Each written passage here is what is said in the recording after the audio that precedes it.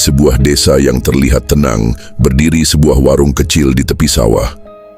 Warung itu dikenal dengan nama Warung Tepu, tempat singgah para petani melepas lelah, meneguk kopi panas, dan bercengkerama di tengah semilir angin padi. Namun tak banyak yang tahu, warung sederhana itu menyimpan rahasia kelam. Sejak malam itu, tak ada lagi yang berani mampir. Sejak dagangan terakhir terjual, pemilik warung tak pernah terlihat lagi. Mereka bilang, warung itu masih berdiri meski pemiliknya sudah lama mati.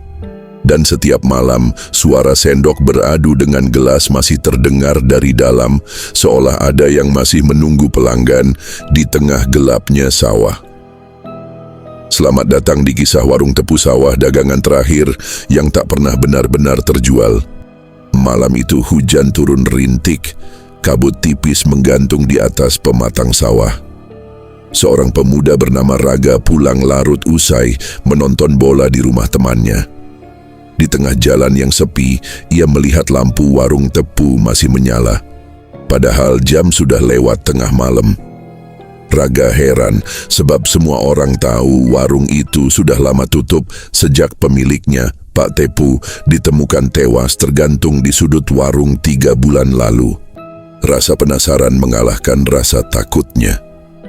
Ia melangkah mendekat, suara sendok beradu dengan gelas terdengar jelas, seperti ada yang sedang menyiapkan kopi.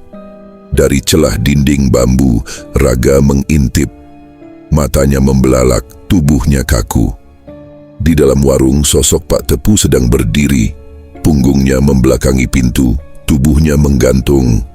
Namun tangannya tetap sibuk menuangkan air panas ke dalam gelas, seakan melayani pelanggan yang tak terlihat. Raga ingin lari, namun kedua kakinya seolah dipaku di tempat. Perlahan, kepala Pak Tepu berputar, matanya menatap Raga lurus, senyumnya kaku, bibirnya bergetar mengucapkan, "Dagangan terakhir ini buat kamu, nak." Angin malam semakin menusuk, suara gesekan bambu dari warung itu terdengar nyaring di telinga Raga, seakan-akan alam pun menahannya untuk pergi. Tubuhnya gemetar, matanya tak bisa lepas dari sosok Pak Tepu yang kini perlahan melayang mendekat. Gelas kopi panas itu masih mengepul di tangannya. Tanpa sadar, tangan Raga terulur, seperti dipaksa menerima gelas tersebut. Aroma kopi yang aneh, lebih mirip bau tanah basah yang bercampur amis, menyengat di hidungnya. Saat gelas itu hampir menyentuh ujung jarinya, terdengar suara lain dari dalam warung. Suara kursi kayu bergeser, seperti ada pelanggan lain yang baru saja bangkit dari duduknya. Raga melirik ke dalam, samar-samar ia melihat beberapa sosok duduk membelakanginya. Tubuh mereka kaku, diam, tak bergerak. Namun di atas kepala tergantung tali-tali lusuh yang masih mengayun pelan. Suara Pak Tepu terdengar lagi, lebih berat, lebih dalam, seperti bergema di dalam kepalanya. "Di warung ini, sekali terima dagangan, kau tak akan bisa pergi tanpa membayar." Tiba-tiba lampu warung berkedip-kedip dan sawah di sekelilingnya terasa sunyi, terlalu sunyi, seolah seluruh dunia berhenti, menyisakan Raga seorang diri bersama warung yang menuntut bayaran. Dengan tangan gemetar, Raga menjatuhkan gelas yang hampir ia terima.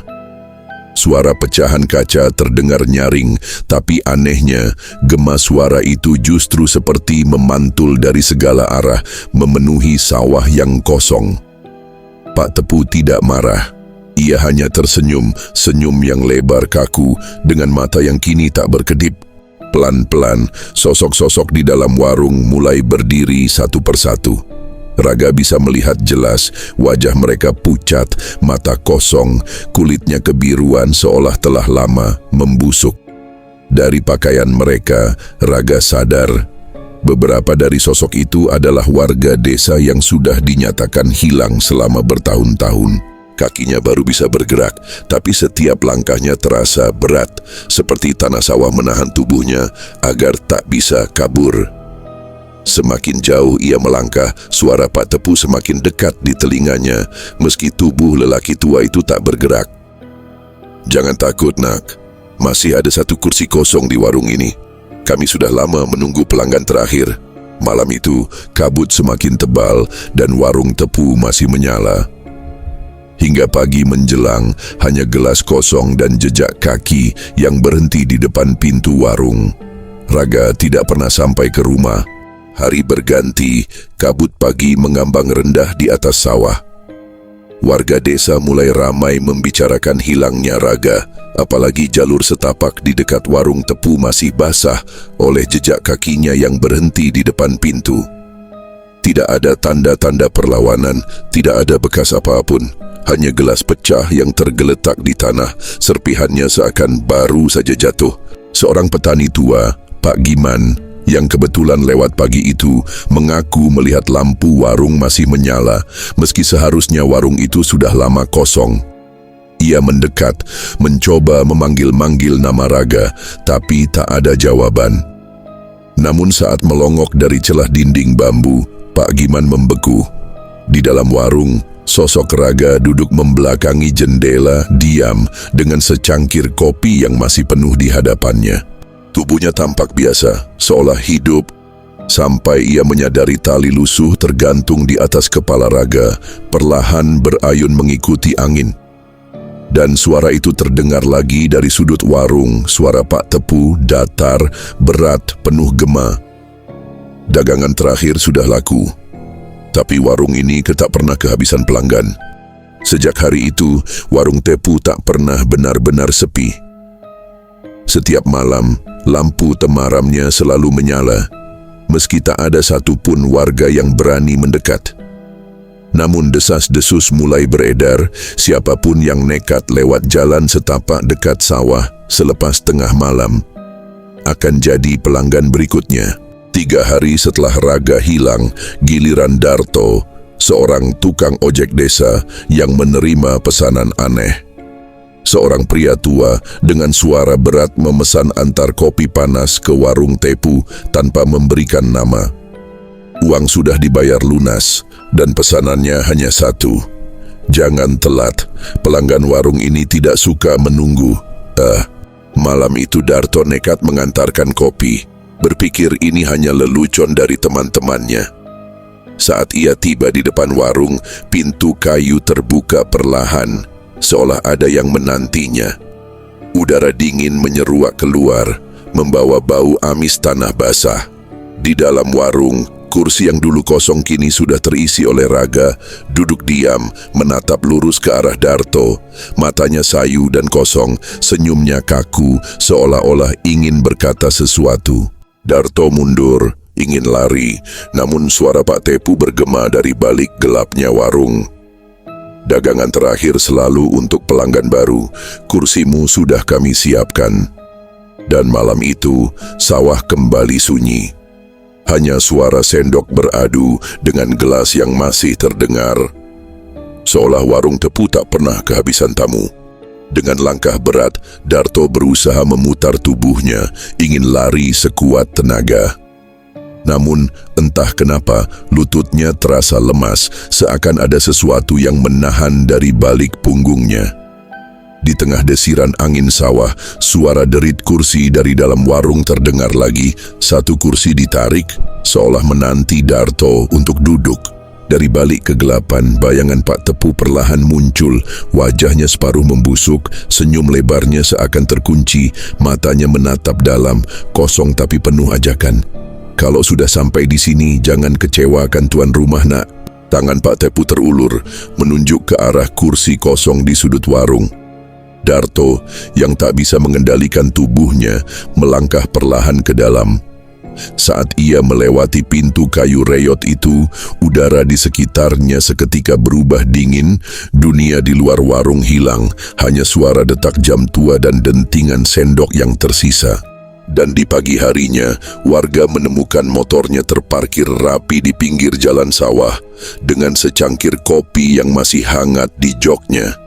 Tak ada jejak Darto, hanya sisa aroma kopi basi dan satu lagi kursi di warung Tepu yang kini tak lagi kosong. Warung itu selalu menyiapkan kursi baru, menunggu siapa yang lewat berikutnya. Malam-malam berikutnya, Suasana desa makin mencekam. Tak ada yang berani melintas di jalan sawah, apalagi mendekati warung tepu.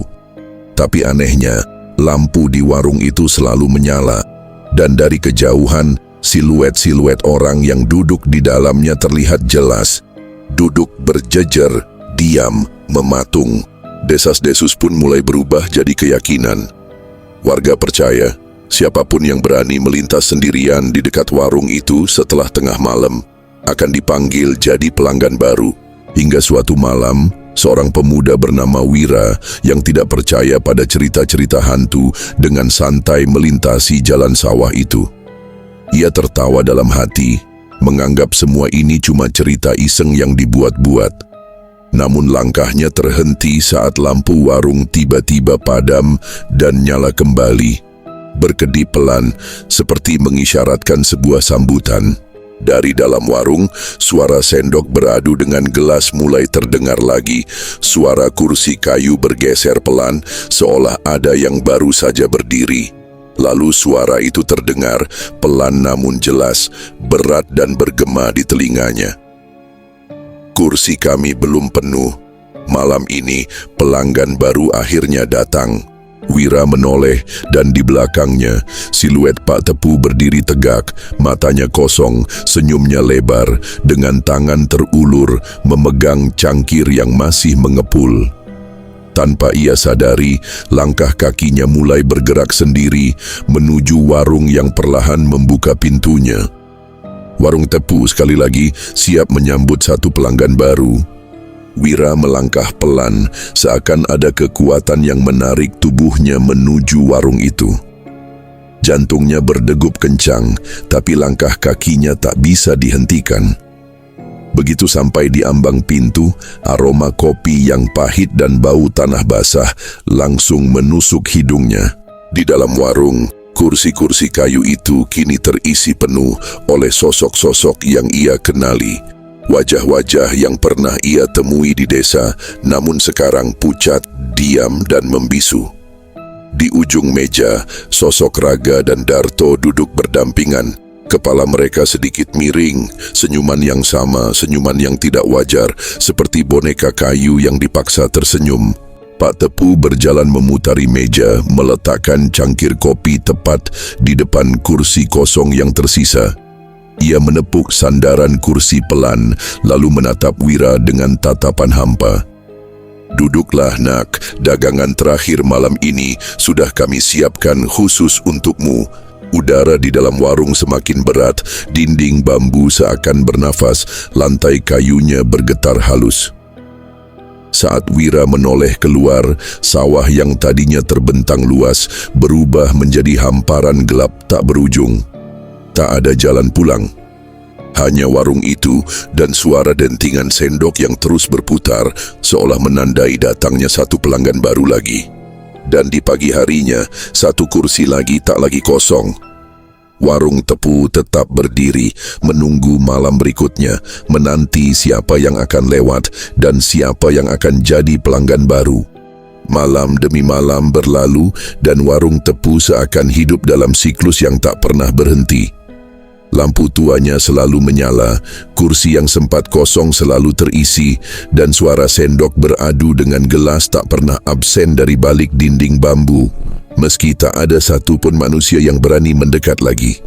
Desa itu mulai berubah. Orang-orang enggan keluar rumah selepas maghrib, jalan setapak menuju sawah dibiarkan tertutup rumput liar. Namun entah bagaimana, selalu ada yang tersesat, selalu ada yang terpancing mendekat. Suatu malam, giliran seorang pedagang keliling dari luar desa bernama Saman yang melintas. Ia tak tahu apa-apa tentang warung Tepu, hanya melihat lampu yang menyala di tengah gelapnya sawah. Pikirnya, ada warung yang masih buka. Rasa lelah dan haus membuatnya menuntun langkah mendekat. Pintu warung terbuka perlahan, seperti memang sudah menanti. Suara dentingan sendok itu menyambutnya, dan Pak Tepu berdiri di balik meja. Senyumannya tetap sama, kaku, lebar, tidak wajar. "Silakan duduk nak, dagangan terakhir, selalu untuk yang baru datang." Saman menatap ke dalam, melihat deretan wajah pucat yang mematung di atas kursi. Ada Raga, ada Darto, ada Wira. Semuanya menatapnya dengan senyum kosong.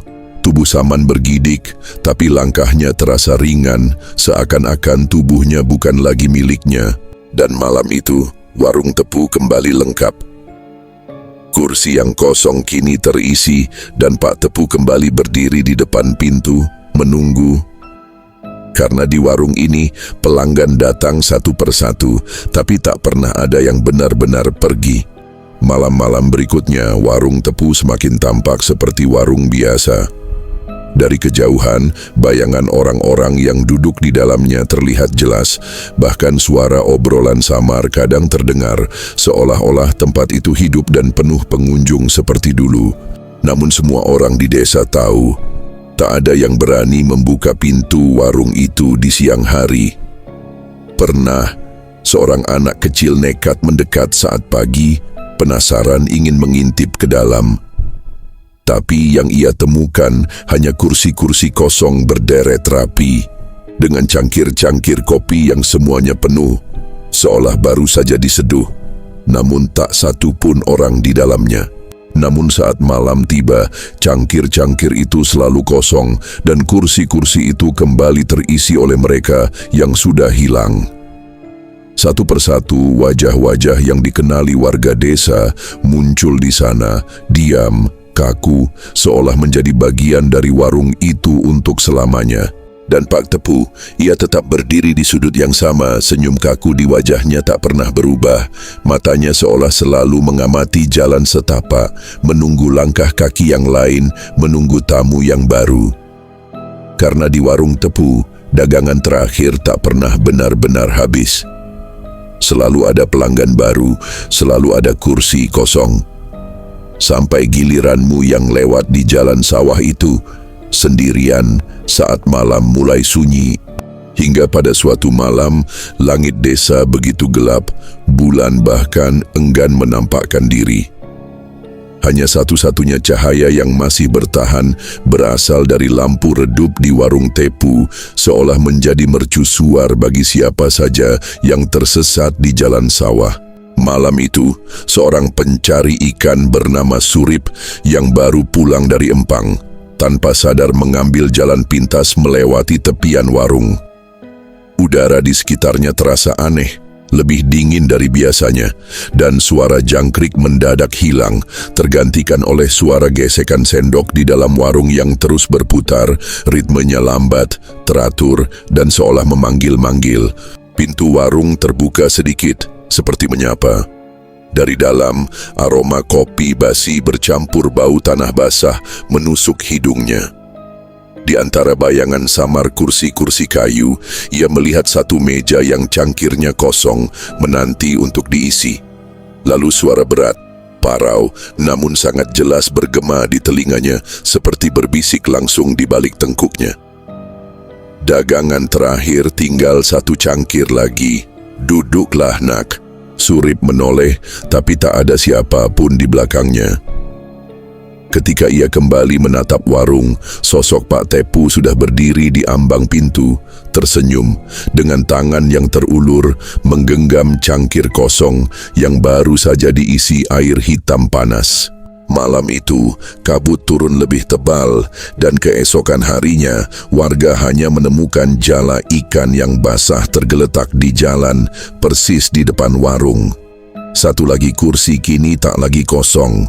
Warung Tepu kembali lengkap, hingga pelanggan baru berikutnya lewat. Beberapa minggu berlalu, desa itu perlahan menjadi lebih sepi. Orang-orang mulai menghilang satu persatu, selalu dengan pola yang sama. Jejak kaki berhenti di depan warung Tepu, dan barang-barang mereka tertinggal begitu saja, seolah mereka lenyap tanpa jejak.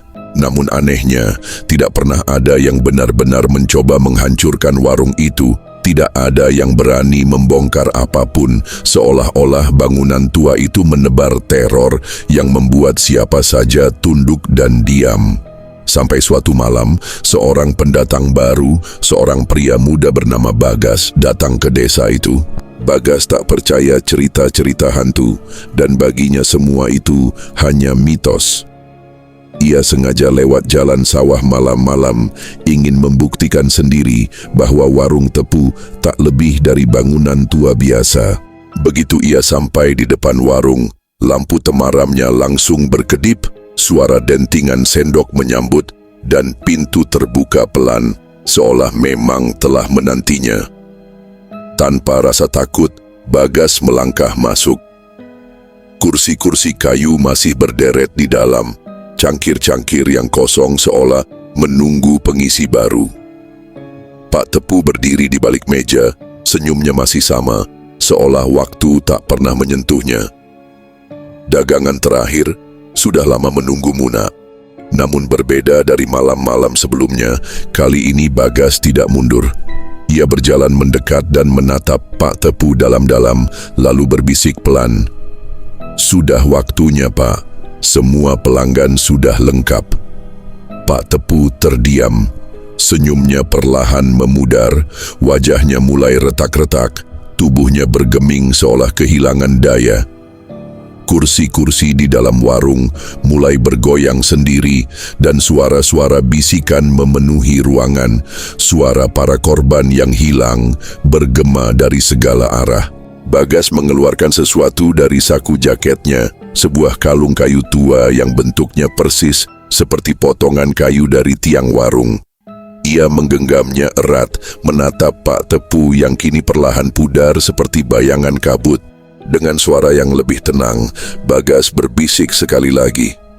"Waktumu sudah habis, Pak. Warung ini berdiri karena perjanjian lama. Semua pelangganmu sudah cukup." Dan dalam sekejap, seluruh ruangan warung Tepu runtuh dalam kesunyian. Lampu padam, cangkir-cangkir pecah serentak, dan suara sendok yang selama ini beradu berhenti untuk selamanya.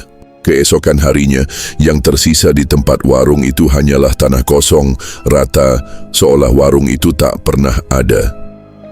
Tak ada jejak Pak Tepu, tak ada kursi, tak ada sisa bangunan, hanya satu cangkir retak setengah tertimbun tanah.